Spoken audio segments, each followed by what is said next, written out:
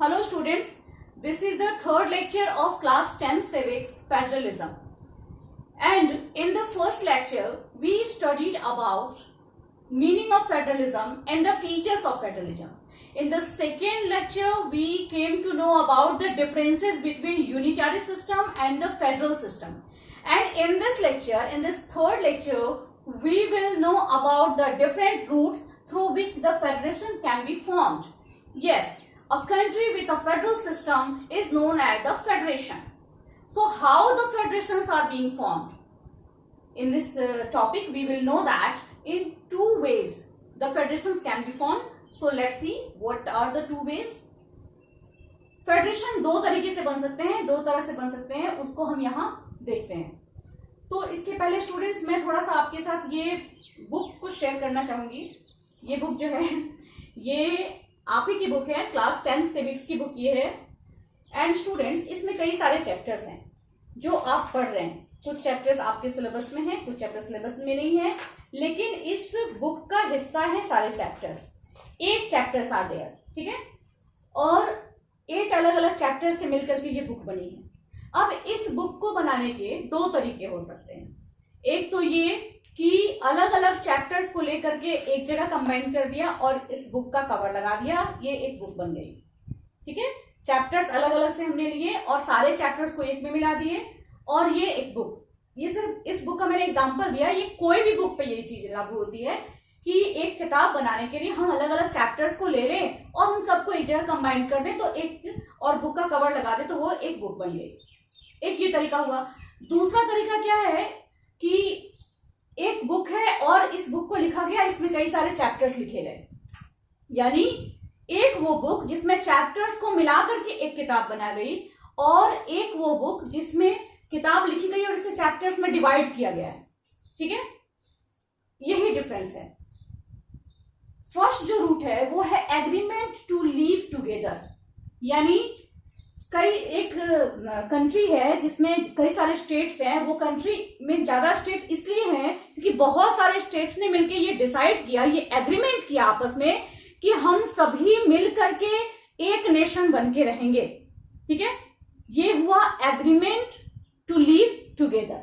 एक साथ रहने का निश्चय किया कि हम सभी मिलकर के एक नेशन बन के रहेंगे. आपस में सभी स्टेट्स ने मिलकर के एग्रीमेंट कर लिया. इसका बहुत अच्छा एग्जाम्पल है USA, yes, United states of America, जिसमें क्या था कि बहुत सारी कंट्रीज, तकरीबन 50 कंट्रीज वहां पे हैं, 50 स्टेट्स वहां पे हैं. तो ये 50 स्टेट्स ने मिलकर के आपस में एग्रीमेंट किया कि हम एक नेशन की तरह एक कंट्री के साथ रहेंगे और उस कंट्री का नाम दिया गया यूनाइटेड स्टेट्स ऑफ अमेरिका. नाम से ही क्लियर है कि बहुत सारे स्टेट्स यूनाइटेड हो गए, अमेरिका के बहुत सारे स्टेट एक जगह यूनाइटेड हो गए और उसको कंबाइंडली एक जगह नाम दिया गया यूनाइटेड स्टेट्स ऑफ अमेरिका. दूसरा एग्जांपल है स्विट्जरलैंड.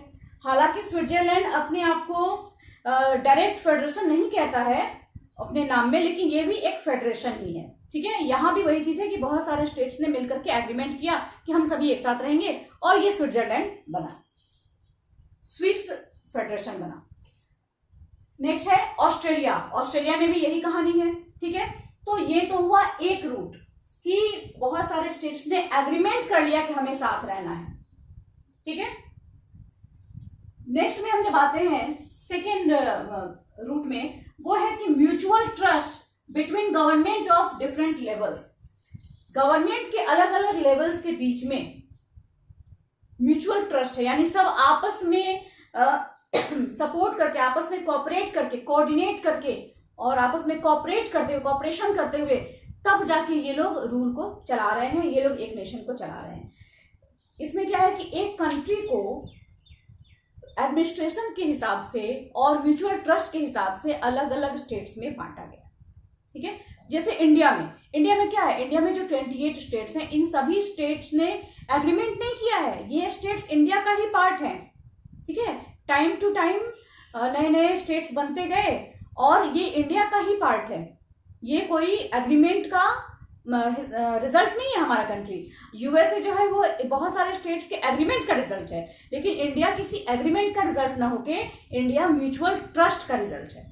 सारे स्टेट्स आपस में एक दूसरे पे ट्रस्ट करते हैं और इन सब ने मिलकर के इंडियन फेडरेशन का का अपने आप को हिस्सा बनाया है और ये इंडिया से अलग भी नहीं हो सकते।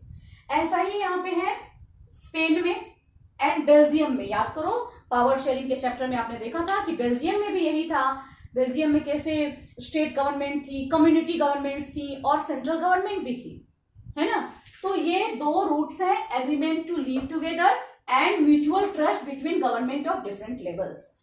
इस एग्रीमेंट टू लिव टुगेदर को कहते हैं कमिंग टुगेदर, यानी बहुत सारे स्टेट्स एक साथ आगे आए और आगे आकर के इन सब ने एक नेशन बना लिया एक जगह पे एग्रीमेंट करके, ये हो गया कमिंग टुगेदर। दूसरा है म्यूचुअल ट्रस्ट, यानी इन लोगों ने कोई एग्रीमेंट नहीं किया। एग्रीमेंट कहाँ होता है, आप खुद सोच के देखो, एग्रीमेंट कहाँ होता है, पेपर वर्क कहाँ होता है, वहां ज्यादा होता है जो कि ऑफिशियली हो। लेकिन जैसे आपको सपोज आपको अपने आपके फादर को या आपके किसी भी फैमिली मेंबर को अगर कहीं पे कोई जमीन किसी को सेल करनी है तो एग्रीमेंट करना होगा, उसके लिए पेपर वर्क करना होगा। लेकिन अगर आप अपने घर में ही अलग अलग कमरे लोगों को बांट रहे हैं कि चलो तुम यहाँ रह जाओ, तुम यहाँ सो जाओ, तो उसके लिए हम एग्रीमेंट नहीं करते। वो म्यूचुअल ट्रस्ट होता है, वो आपसी समझ होती है। इस एग्जाम्पल को मैंने बस आपको समझाने के लिए दिया है, ये मैं इस पे भी एकदम से लागू नहीं कर रही हूँ, ये बस आपको म्यूचुअल ट्रस्ट और एग्रीमेंट का डिफरेंस समझाने के लिए मैंने आपको ये एग्जाम्पल दिया, ठीक है। तो एग्रीमेंट टू लिव टुगेदर यानी कमिंग टुगेदर, इसके एग्जाम्पल्स है यूएसए, स्विट्जरलैंड, ऑस्ट्रेलिया। फिर सेकेंड रूट है mutual trust between government of different levels, इसको हम कहते हैं होल्डिंग टुगेदर, यानी इन सब ने मिलकर के ये सब एक साथ हैं, ये सब एक साथ मिलकर के इंडिया, जैसे इंडिया के जो 28 स्टेट्स हैं, तो ये सारे स्टेट्स मिलकर के इंडिया को कंप्लीट करते हैं, ठीक है। एंड इसको हम कहते हैं होल्डिंग टुगेदर, इसके एग्जांपल्स है इंडिया, स्पेन, बेल्जियम, ठीक है। तो आई थिंक ये छोटा सा लेक्चर था और आपके ये इसके सारे डाउट्स भी क्लियर हो गए होंगे, कोई प्रॉब्लम नहीं होगी। अगर है तो मुझे कमेंट्स में बताइएगा, मैं जरूर उसके बारे में आपको बताऊंगी, ठीक है स्टूडेंट्स। और आप चाहें तो इसको नोट्स की तरह भी प्रिपेयर कर सकते हैं, आपको जरूरत होगी तो मुझे बताइएगा, मैं नोट्स भी वीडियोस के माध्यम से कंप्लीट करा दूंगी, ठीक है स्टूडेंट। बाय।